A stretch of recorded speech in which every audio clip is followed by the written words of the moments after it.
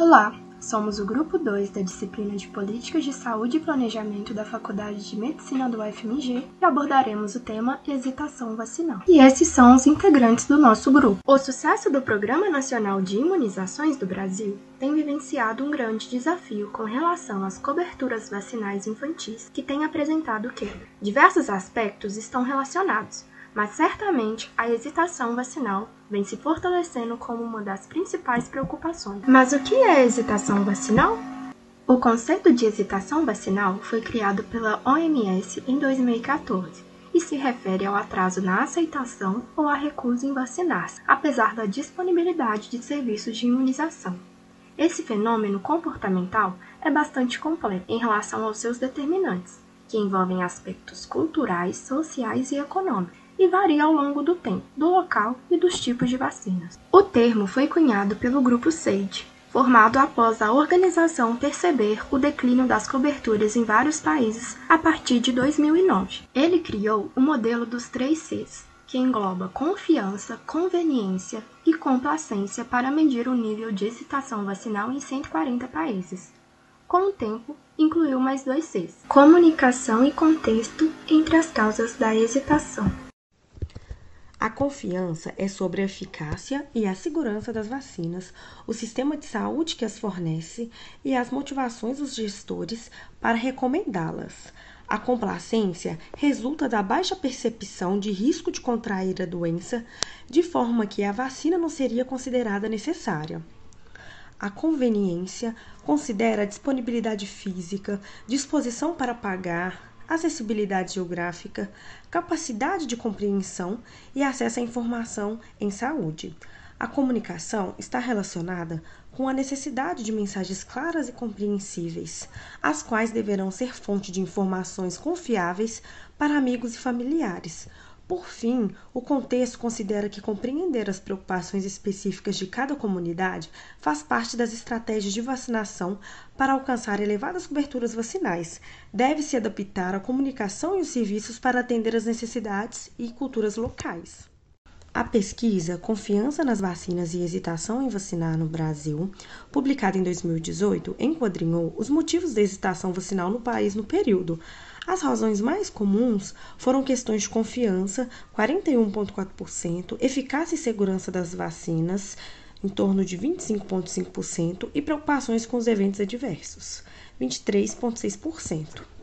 Segundo a Organização Mundial de Saúde, a cobertura de imunização infantil no mundo estagnou em 2023, deixando 2,7 milhões de crianças sem imunização ou com vacinação insuficiente, comparado a 2019.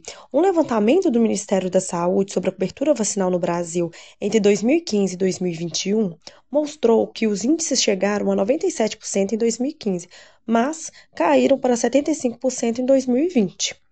As maiores quedas estavam relacionadas às vacinas BCG, que foi de 38,8%, e hepatite A, que foi de 32,1%, ambas indicadas no primeiro ano de vida.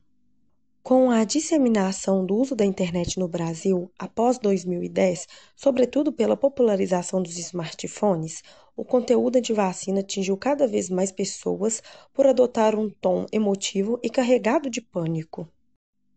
Um exemplo foi a repercussão de um caso ocorrido no Acre em 2014, quando meninas vacinadas contra o HPV relataram desmaios e convulsões após receber o imunizante. Mesmo com o estudo comprovando que se tratava de reações psicogênicas associadas ao intenso estresse ou medo da injeção, até hoje a cobertura da vacina contra o HPV não chegou à meta de atingir 90% do público-alvo. A hesitação vacinal no Brasil também envolve o próprio sucesso dos programas de imunização. A ausência de pessoas acometidas por doenças preveníveis por vacinas oferece às novas gerações uma falsa sensação de que não precisam tomar as doses nem os reforços. Hesitação vacinal no Brasil. O movimento antivacina no Brasil remonta à revolta da vacina em 1904. Mas a gravidade da varíola levou à rápida adesão da população à imunização.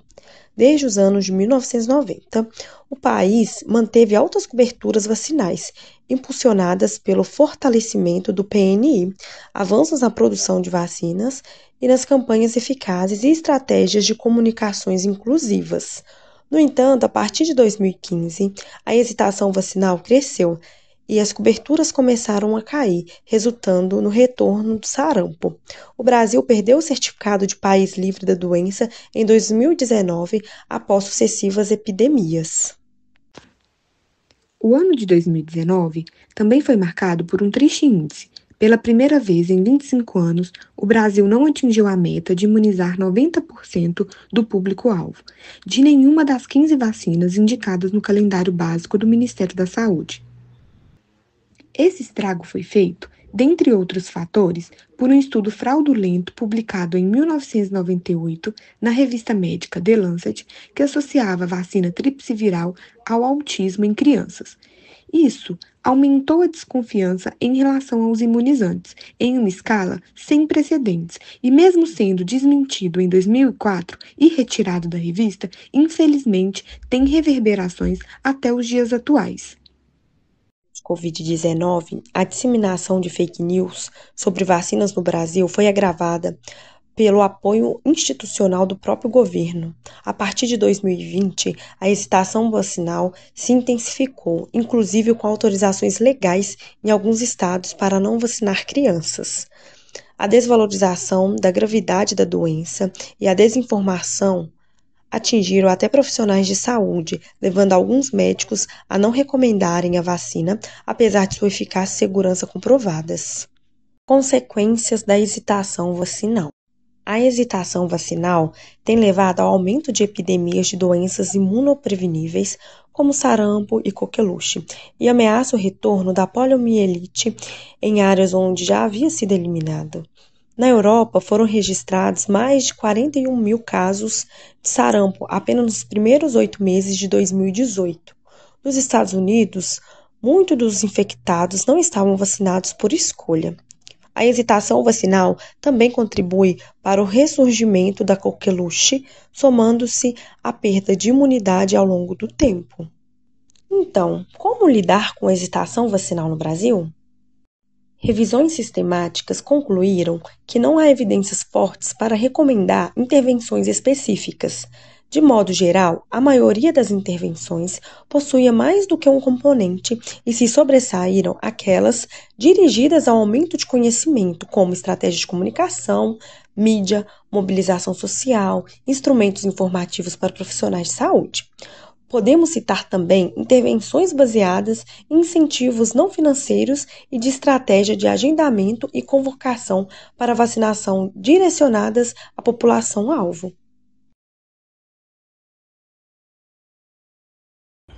Olá, Joana, boa tarde, tudo bom? Boa tarde, doutor. Tudo ótimo com o senhor. Joia. Eu vi aqui que você atendida na equipe amarela. Você trouxe o cartãozinho do João? Trouxe sim, tá aqui, doutor. Deixa eu dar uma olhada. Já passou lá na enfermagem? Já, tá tudo certinho. As vacinas deles estão completas. A única que eu não estou vendo aqui é a Covid desse ano. Você chegou a passar na equipe lá da vacinação? Doutor, eu não vou vacinar ele para Covid. Na verdade, nenhum de nós lá em casa vacinou, a gente está com muito medo. Nós temos um grupo de mães lá no bairro, só as mais chegadas, as minhas vizinhas, e a gente conversa muito sobre isso, a gente está com muito medo de vacinar. A gente vê umas notícias que a gente manda no WhatsApp, sabe, falando assim que essa vacina foi feita muito rápido, que a gente não sabe o que vai acontecer com esses meninos quando eles crescerem. A gente está com muito medo. Nenhum de nós lá em casa vacinou e as crianças também a gente não vai vacinar. Então, Joana, em relação ao tempo de desenvolvimento para essa vacina em específico, vários estudos já estavam sendo desenvolvidos e o método utilizado para o desenvolvimento da vacina já é utilizado para outras vacinas também. E lembrando que teve uma reverberação global de várias empresas tentando chegar ao desenvolvimento dessa vacina. E em relação aos efeitos colaterais, o objetivo mesmo é que caso a criança venha desenvolver Covid ou o adulto venha desenvolver os sintomas, esses sintomas sejam mais a menos do que uma pessoa que não está vacinada. Então esse é o objetivo. Então por isso que a gente aconselha a criança se vacinar, ou seja, os pais darem a vacina para a criança e os pais também se vacinarem, né? Para nem a criança nem os pais terem efeitos colaterais tão intensos assim como a gente está vendo. Por exemplo, crise respiratória e coisas que podem levar o paciente a uma internação. Então, esses são uma das questões que a gente tenta trazer para todos os pacientes aqui. Por isso que é importante a vacinação, tanto para a criança quanto para o adulto. Entendi, doutor. Eu vou pensar direitinho, eu vou conversar com meu marido. Vou pensar. Beleza, então. Então, na próxima consulta, vou deixar aqui reagendado por uns 15 dias. Aí você vem, traz, pode passar na equipe da enfermagem aqui, para eles estarem te aconselhando, né, também, te passando para vacinação. E aí, para a gente completar o cartão dele. Pode ser? Pode, sim, doutor. Fechado, então. Muito obrigada.